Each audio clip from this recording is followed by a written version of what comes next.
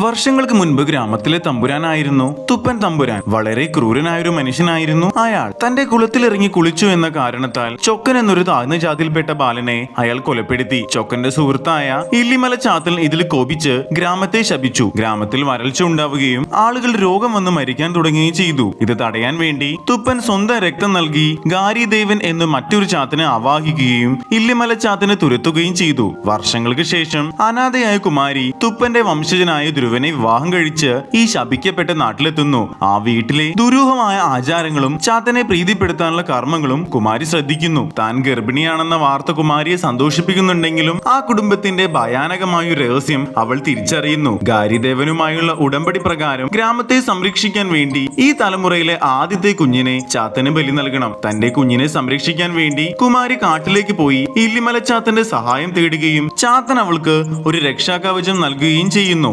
ഇതിനിടയിൽ അധികാരമോഹിയായ ധ്രുവൻ കുമാരിയുടെ സഹോദരനെ കൊലപ്പെടുത്തുന്നു. സൂര്യഗ്രഹണ ദിവസം കുമാരി ഒരു ആൺകുഞ്ഞിന് ജന്മം നൽകുന്നു. ഭർത്താവായ ധ്രുവൻ ആ കുഞ്ഞിനെ ബലി നൽകാൻ ശ്രമിക്കുകയും ചെയ്യുന്നു. ആ സമയം ഇല്ലിമല ചാത്തനും ഗാരിദേവനും തമ്മിൽ ഒരു വലിയ യുദ്ധം നടക്കുകയും രണ്ട് ചാത്തന്മാരും ഭൂമിക്കടിയിലേക്ക് അപ്രത്യക്ഷനാവുകയും ചെയ്യുന്നു. ഒടുവിൽ കുമാരി ധ്രുവനെ വധിക്കുകയും തുപ്പൻ തമ്പുരാന്റെ ശാപം അവസാനിക്കുകയും ചെയ്യുന്നു.